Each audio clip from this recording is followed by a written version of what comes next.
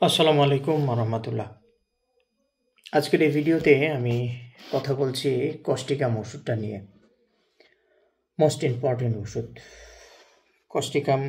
যেভাবে প্রেসক্রিপশান করেছি রোগীদের, কেসগুলো ঘেটে কিছুটা লেখার ট্রাই করেছি এবং সেই লেখা থেকেই আপনাদের সঙ্গে আমি শেয়ার করছি। কাজে লাগাবেন। আমি ওই পয়েন্টগুলো আপনাদের সঙ্গে আলোচনা করছি যেগুলো আমি কাজে লাগিয়েছি। ফার্স্ট অফ অল যে কথাটা আমি বলবো, ইজ এ পলিক্রেস্ট রেমেডি। কারণ এটা অ্যান্টিসাইকোটিক, অ্যান্টিসিফিলিটিক এবং অ্যান্টিসোরিক ইন কম্বিনেশন রেমেডি, তিনটাই এর মধ্যে আছে। এবং ডিফেক্টিভ পলিক্রেস্ট রেমেডির তালিকায় যদি আমরা নিই তাহলে কস্টিকামকে আমাদেরকে নিতেই হবে 100%।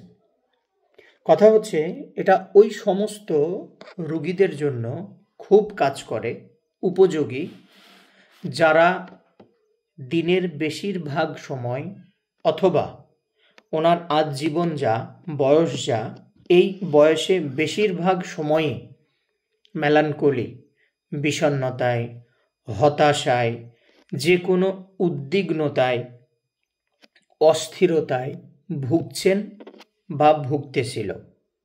তবে ম্যাক্সিমাম রোগী পেয়েছি প্রেজেন্ট বর্তমানেও সে বিষণ্ণতায়, উদ্বিগ্নতায়, হতাশায়, অস্থিরতায় ভুগতেছে। বিশেষ করে এই অস্থিরতা, উদ্বিগ্নতা এবং হতাশাটা রোগীদের মধ্যে বেশি পেয়েছি সন্ধ্যাবেলায়, মানে যখন ছায়া নেমে আসে, যেটাকে আমরা বলি গোধূলি লগ্ন। ওই সময়টায় কস্টিকামের এই অস্থিরতা, উদ্বিগ্নতা, বিষণ্ণতা আরও খারাপ থেকে খারাপের দিকে যায়। কোনো সন্দেহ নাই এ বিষয়ে, এটা প্র্যাকটিসে পেয়েছি। 2 নম্বর পয়েন্ট, এরা জানেন তো অত্যন্ত ভীতু, অত্যন্ত উদ্বিগ্নতার মধ্যে থাকে এবং এরা খুব সেন্সোরিয়াস, এরা খুব সেন্সিটিভ, যেটাকে বাংলায় সংবেদনশীলতা বলি, প্রচণ্ড রকমের কস্টিকামের মধ্যে পাবেন। সেকেন্ড পয়েন্ট যেটা পাবেন, এদের যে মন বলে একটা জিনিস আছে, এই মনের ভারসাম্য পাবেন না। এরা মানসিকভাবে ভারসাম্যতা একটা, আর মনের ভারসাম্যতা এক জিনিস।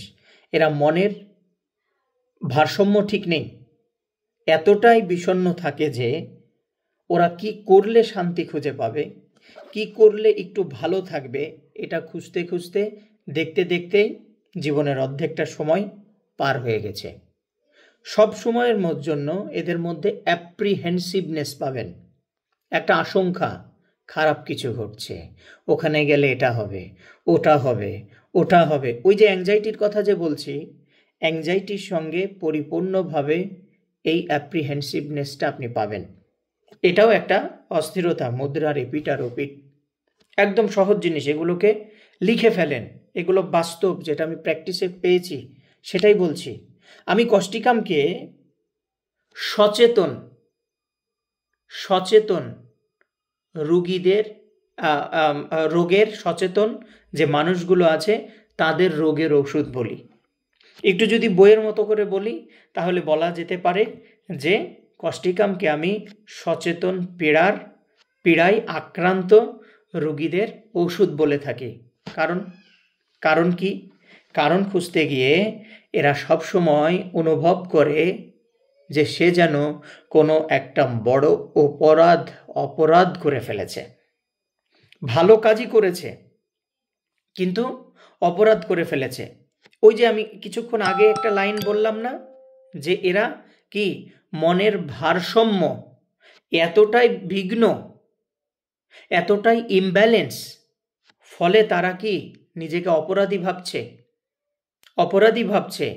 রোগীরা স্পষ্ট বলে যে স্যার আমি একটা কাজ করার পরে মনে হয় না, এটা বুঝি আমি ঠিক করিনি,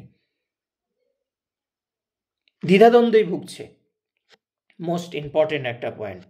থার্ড পয়েন্ট, ওপরে আমি কিছুক্ষণ আগে যে ইতিমধ্যে উল্লেখ করেছি অস্থিরতার কথা, উদ্বিগ্নতার কথা বলেছি না, এখানে কি পাবেন? এই অস্থিরতা এবং উদ্বিগ্নতাটা ফ্রিকুয়েন্ট আর্জিং স্টুল মানে ঘন ঘন পায়খানা লাগার ভাবের সঙ্গে এটা সম্পৃক্ত। যখনই সে উদ্বিগ্ন বোধ করবে তখনই তার পায়খানা লাগবে, পায়খানায় যাবে, একটু পায়খানা হয়ে আর হলো না, আবার আসছে, আবার ওরকম হচ্ছে। যেমন আর্জেন্টাম নাইটিকাম বলে যে ওষুধটা আছে, সেই ওষুধটা কিন্তু যখন কোথাও যাবে, কোথাও ইংগেজ করেছে, কথা দেওয়া আছে, তাকে রেডি হয়ে বের হতে হবে, ওই সময়টাই তার পায়খানাটা বেশি লাগে। মারাত্মক পরিমাণে মিষ্টি পছন্দ করে আর্জেন্টাম নাইটিকাম। কস্টিকামে সেটা নেই, উল্টো হলো প্রচুর পরিমাণে কষা মাংস পছন্দ করে কস্টিকাম। ও দিলে হয়েছে, মাথা ঠিক থাকবে না বেটার, মাথা ঠিক থাকবে না বেটার। নেক্সট পয়েন্ট, এই যে অ্যাংজাইটি, অ্যাপ্রিহেন্সিভনেস, এর সঙ্গে কমপ্লেক্সানের মধ্যে যেটা পাবেন, ওর ফেসের দিকে, চেহারার দিকে যদি তাকান, লাল হয়ে যাবে। বেলেডোনার ওই লাল কিন্তু নয়, বেলেডোনাতে লাল আছে, গরম আছে, এখানে তার অ্যাংজাইটির কারণে লাল হওয়ার কথা বলছি, চেহারাটা লাল হয়ে যাবে। এই যে লাল হলো, এর সঙ্গে আবার ঘন ঘন পায়খানার চাপ, পায়খানা হতেও পারে। এটা কস্টিকামের অত্যন্ত অত্যন্ত গুরুত্বপূর্ণ বৈশিষ্ট্যপূর্ণ লক্ষণ।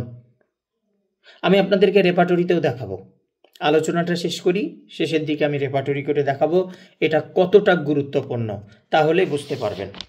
এরপরে নেক্সট পয়েন্ট যেটা লিখে রেখেছি, কমপ্লেক্সানটা কি। একটা রুগীর কমপ্লেক্সান খুবই গুরুত্বপূর্ণ, খুবই গুরুত্বপূর্ণ। কমপ্লেক্সান কি পাবো? এরা দেখতে কিছুটা হলুদ এবং আনহেলদি স্কিন লাইক সিক। ওর চেহারা দেখেই বুঝতে পারবেন ও অসুস্থ, চেহারা দেখলেই বুঝতে পারবেন সে কি অসুস্থ। বড্ড মজার বিষয় হলো, এরা খিটখিটে মেজাজি আছে, এরা বিরক্তি ভাব পেলাম, এদের মধ্যে অ্যাপ্রিহেন্সিভনেস পেলাম, আবার এদের মধ্যে আমরা খুঁজলে সন্দেহ ভাব পাবো, যেটা ল্যাকেসিস হেপারসালফের মধ্যে আছে। ওরাও শীতকাতর, ল্যাকেসিস গরম কাতর, হেপারসালফ শীতকাতর। সন্দেহ ভাবটা কার মধ্যে আছে? কস্টিকামের মধ্যেও আছে। এদের মেজাজ খুব খারাপ, মাঝে মাঝে খারাপ হয়ে যায় এবং নিজের দোষ না দেখে অন্যের দোষ, যেমন ল্যাকেসিসের মধ্যে আছে, অন্যের দোষ খুঁজে বেড়ায়। এটাও কস্টিকামের মধ্যে আছে, স্ট্রংলি আছে। নিজের কাপড় ছেঁড়া, ওটা নিয়ে কোনো মাথা ব্যথা নাই, তোরটা ছেঁড়া হলো কেন বন্ধু বল, এরকম এটা কস্টিকামের মধ্যেও আছে। আমি পেয়েছি, বিশেষ করে 40 পরের রুগীদের মধ্যে দেখবেন এই টেন্ডেন্সি পাবেন কস্টিকামের, এটা অবশ্যই পাবেন। কস্টিকামের আরও একটা অদ্ভুত লক্ষণ, যা পারস্পরিক বিরোধী কিন্তু অত্যন্ত বৈশিষ্ট্যপূর্ণ। সেটা কি জানেন? আমি বললাম না এখনই এরা বিরক্তিকর, বিরক্তি হয় একটুতে, খিটখিটে মেজাজ, সন্দেহপূর্ণ, বললাম না এখনই এরা অন্যের দোষ খোঁজে, বললাম না এখনই। ঠিক তেমনই এগুলো যতটা স্ট্রং, তার থেকেও স্ট্রংলি যেটা পাবেন, তীব্র সহানুভূতিশীলতা, যেটাকে সিম্প্যাথি বলা হয়। এটা অনেক উঁচু মানের একটা সিমটমস কস্টিকামের। এর ঠিক পাশাপাশি আছে হচ্ছে ফসফরাস, কার্সিনোসিন, এগুলা সব একই গ্রেডের ওষুধ। তীব্র থেকে তীব্র কস্টিকামের মধ্যে আছে। এরপরে লাস্ট পয়েন্ট, এই আলোচনার আজকের লাস্ট পয়েন্ট, যারা দীর্ঘদিনের শোক, দুঃখ এবং রাত জাগে এই শোক দুঃখ থেকে, এগুলার জন্য আমি যে ওষুধগুলো ব্যবহার করে এখন পর্যন্ত রেজাল্ট পেয়েছি, তার মধ্যে প্রথমে যেটাকে বলবো সেটা হলো ইগনেশিয়া, তারপরে যেটাকে বলবো aurum metallicum, cocculus indica, lachesis, natrum mur, acid phosphorus, staphysagria. এই কয়েকটা ওষুধ হলো আমার হাতের সেরা ওষুধ। মনে রাখবেন, ভুলে গেলে চলবে না। যদি না বলি এই আলোচনাটা সংক্ষিপ্ত মানে অসম্পূর্ণ থেকে যাবে। সেটা হলো এই কস্টিকামও ওই অরামমেটের মতো, ন্যাট্রামের মতো, ইগনেশিয়ার মতো, কোকুলাসের মতো, স্ট্যাফিক্সেগ্রিয়ার মতো যখনই তার দুঃখ কষ্ট নিয়ে সে চিন্তা শুরু করে বা দুঃখ কষ্ট ছাড়াও কোনো বিষয় নিয়ে সে চিন্তা শুরু করে, তখনই তার যাবতীয় কমপ্লেন, যাবতীয় কষ্ট বেড়ে যেতে থাকে। থার্মাল স্টেজের দিক থেকে causticum is a extreme chilly patient. Causticum patient is extreme chilly. এরা শীত সহ্য করতে পারে না। তবে বলে রাখি, গরম কাতর রোগীদের জন্যেও আমি কস্টিকাম ব্যবহার করে ভালো রেজাল্ট পেয়েছি। তাই কাতরতা নিয়ে বর্তমানে বাংলাদেশে বসে চিকিৎসা করতে গিয়ে মাথা ঘামানোর কোনো দরকার নেই। তবে যদি মিলে যায় সেটা খুবই ভালো হয়। এবং ঘাড় ব্যথার জন্য কস্টিকাম আমার কাছে দারুণ একটা ওষুধ। কেস টেকিং করার যদি আমি সুযোগ কখনো না পাই, সেক্ষেত্রে কস্টিকামকেই রোগীকে প্রেসক্রাইব করে থাকি। আমি বলেছিলাম আপনাদেরকে কি থেকে দেখাবো, রেপাটরি থেকে দেখাবো। আমরা রেপাটরিতে চলে আসছি। আমি বলছিলাম কি, কমপ্লেক্সন হলুদ, দেখেন ফেস ইয়েলো নিয়েছি। আমি বলেছিলাম তাদেরকে দেখতে অসুস্থ মনে হয়। এখানে আমি সিকলি আনহেলদি কালার নিয়েছি, যেখানে ইয়েলোতে causticum first grade complete repertory অনুযায়ী, সিকলি আনহেলদি কালার এখানে দ্বিতীয় গ্রেডে আছে। এবং ফেসের মধ্যে দেখেন রেডনেস, চেহারাটা লাল হয়ে যাচ্ছে। কোন সময়?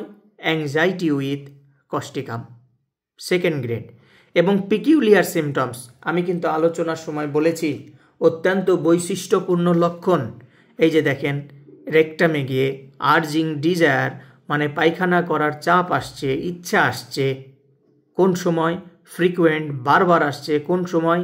অ্যাংজাইটি ডিউরিং, যখন তার মধ্যে ওই যে উদ্বেগ অস্থিরতা বাড়তেছে ওই সময়, যা পুরা রেপাটরিতে কমপ্লিট রেপাটরি অনুযায়ী কস্টিকাম ছাড়া অন্য কোথাও কোনো ওষুধের মধ্যে কি নেই। এটা হলো জমিও আল্টিমেট থেকে আপনাদেরকে দেখাচ্ছি। তাহলে দেখলেন কস্টিকামের এই 4টা লক্ষণ কতটা গুরুত্বপূর্ণ। এর সঙ্গে চিলি লাগাই দেন, এর সঙ্গে কি লাগাই দেবেন? মাংস খেতে পছন্দ করে, এর সঙ্গে সিম্পেথি যদি পান লাগাই দেন, তাহলেই তো এনাফ। আর এই যে 4টা সিমটমস দিয়েছি, আরে ভাই এই 4টা সিমটমস পেলে আর কি লাগে? আর কি লাগে বলেন? তাহলে ডাক্তার সাদ যে সিমটমসগুলো রুগী দেখে নোট করে তার কেস টেকিং থেকে আলোচনা করছে, ওইগুলোকে যদি এইভাবে সফটওয়্যারে দেওয়া হয়, তাহলে এইভাবেই উল্লেখিত ঔষধ সামনে আসবে, সেটা যে কোনো রেপাটরি থেকেই হোক না কেন। আর ওই বই দেখে গদ পড়ানোর মতো করে আগডম বাগডম করে যদি বলা হয়, এখানে আনতে অনেক কষ্ট হবে। আশা করি আমার কথাগুলো যে কাজের পরে আমি বলছি, সে বিষয়ে আপনাদেরকে প্রুফ দিতে পারলাম, সেটা দিলাম রেপাটরি থেকে। বাকিটা আপনারা যাচাই করতে পারেন প্র্যাকটিসে কাজে লাগিয়ে। আজ এখানেই রাখছি। সেকেন্ড পার্টে কস্টিকামের আরও অন্যান্য বিষয়গুলো আলোচনা করব। আল্লাহ হাফেজ।